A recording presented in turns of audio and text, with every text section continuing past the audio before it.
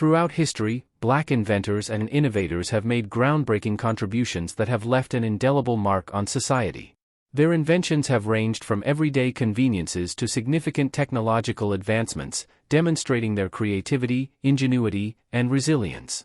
In this introduction, we will explore 10 remarkable inventions and innovations attributed to black individuals. Let's get started.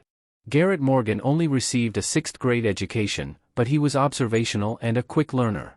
While working as a handyman at the turn of the 20th century, he taught himself how sewing machines worked so that he could open up his own shop, selling new machines and repairing broken ones. While trying to find a fluid that would polish needles, Morgan happened upon a formula that would straighten human hair, his first invention. Morgan went on to save countless lives with his next 2 inventions. Troubled by how many firefighters were killed by smoke on the job, Morgan developed what he called the safety hood. The hood, which went over the head, featured tubes connected to wet sponges that filtered out smoke and provided fresh oxygen. This primitive gas mask became a sensation in 1916 when Morgan ran to the scene of a tunnel explosion and used his invention to save the lives of trapped workers. In 1923, as automobiles were becoming more common, Morgan went on to develop an early prototype of the 3-position traffic signal after seeing too many collisions. In 1885, Sarah Good became the first black woman to receive a U.S. patent. Good was born into slavery in 1850, and after the Civil War, she moved to Chicago and opened a furniture store. It was there she came up with an idea that would bring more urban residents with limited space into her store. She invented a folding cabinet bed.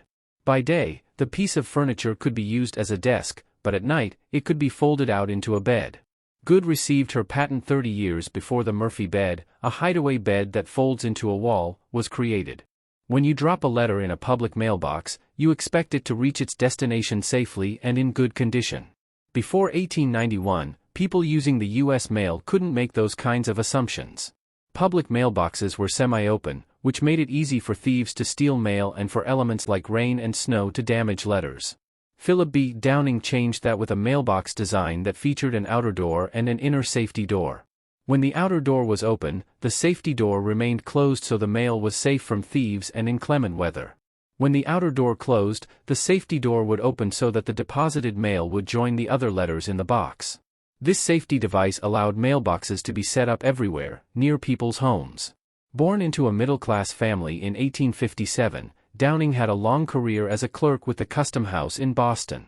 He also received patents for a device to quickly moisten envelopes and one for operating street railway switches. Charles Richard Drew already had an MD and a Master of Surgery degree when he went to Columbia University in 1938 to earn a Doctor of Medical Science degree. While there, he became interested in researching the preservation of blood. Drew discovered a method of separating red blood cells from plasma and then storing the 2 components separately. This new process allowed blood to be stored for more than a week, which was the maximum at that time.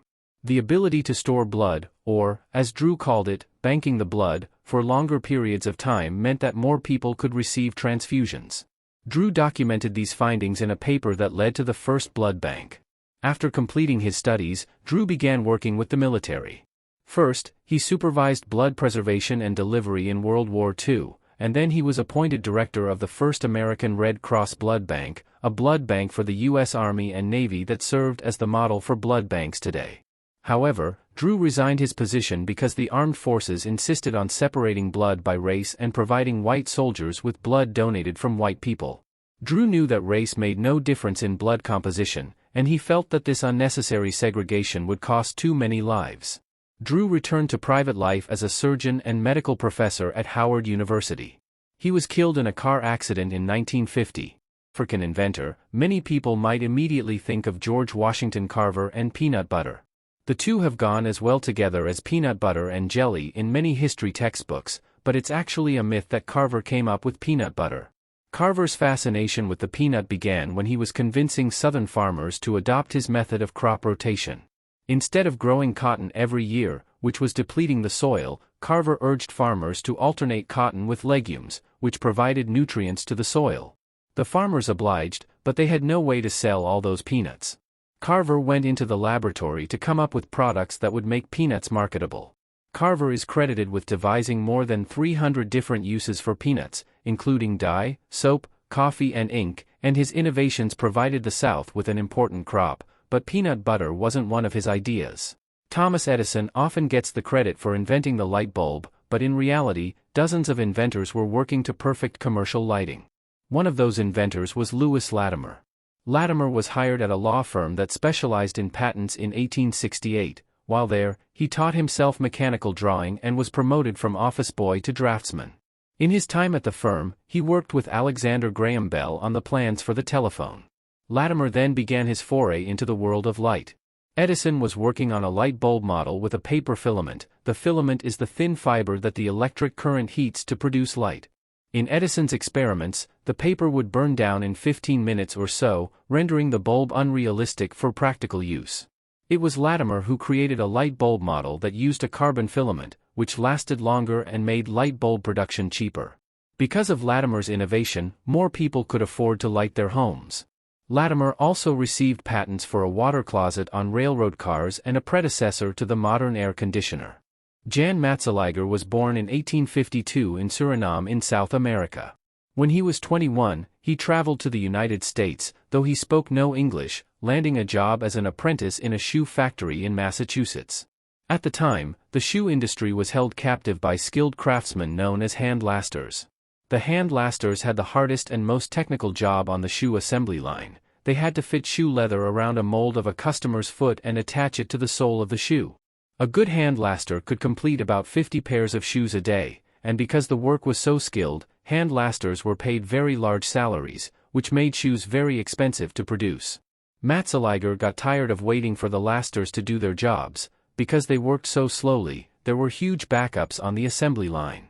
He went to night school to learn English so that he could read books about science and manufacturing. He had no money, so he constructed models from spare parts and scraps.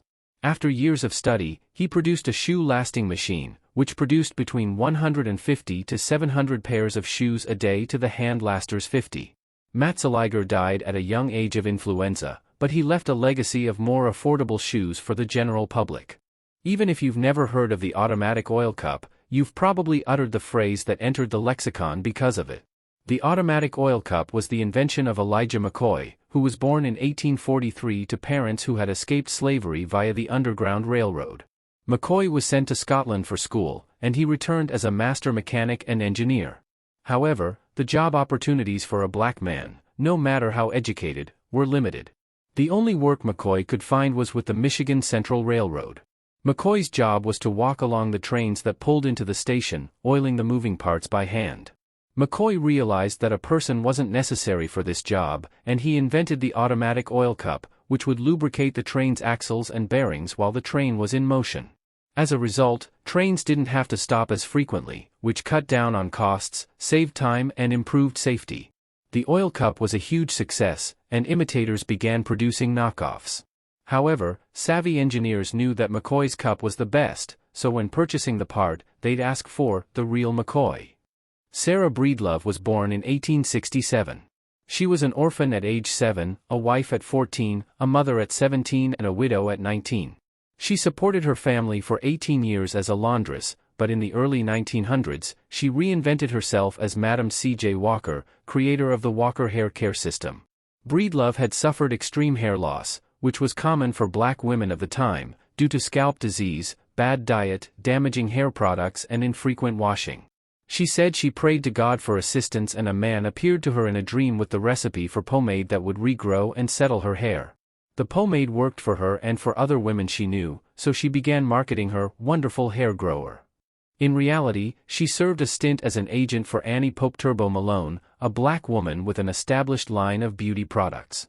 Malone believed Walker, and others, knocked off her products. Madam C.J. Walker's method of selling her hair care system was just as innovative as the system herself. She was one of the first people to use direct sales. She hired women to serve as door-to-door salespeople, and she taught them how to use all of the products in a university she founded. Over her lifetime she employed 40,000 people in the U.S., Central America, and the Caribbean. Although she is often thought of as inventing the hair straightening comb, it already existed, but she did improve on the design, giving it wider teeth, which made sales soar. Walker was believed to be the first self-made female millionaire, though records later showed that she was worth about $600,000, still a remarkable achievement for its time, and worth around $6 million today. Much of her wealth was donated to the YMCA and the NAACP. Imagine landing a plane without the help of air traffic controllers. These controllers advise pilots on how to navigate takeoffs and landings without colliding with other planes. Granville T. Woods invented the device that allowed train dispatchers to do the same thing in 1887. Woods' invention is called the multiplex telegraph, and it allowed dispatchers and engineers at various stations to communicate with moving trains via telegraph. Conductors could also communicate with their counterparts on other trains. Prior to 1887, train collisions were a huge problem, but Woods' device helped make train travel much safer. Woods was sued by Thomas Edison, who claimed he was the inventor of the multiplex telegraph, but Woods won that lawsuit. Eventually, Edison asked him to work at his Edison Electric Light Company, but Woods declined, preferring to remain independent. He also received a patent for a steam boiler furnace for trains, as well as for an apparatus that combined the powers of the telephone and the telegraph. No chef likes to hear that his or her work has been rejected, but George Crumb was able to make magic out of one man's discontent. In 1853, Crumb was working as a chef at a resort in Saratoga Springs, New York. A customer sent his dish of French fries back to the kitchen, claiming that they were too thick, too mushy, and not salty enough. Crumb, in an irritated fit, cut the potatoes as thinly as possible, fried them until they were burnt crisps, and threw a generous handful of salt on top. He sent the plate out to the customer, hoping to teach the patron a thing or two about complaining. However, the customer loved the crisp chips, and soon the dish was one of the most popular things on the menu. In 1860, when Crumb opened up his own restaurant, every table received a bowl of chips. Crumb never patented his invention, nor was he the one who bagged them and began selling them in grocery stores, but junk food lovers the world over still have him to thank for this crunchy treat.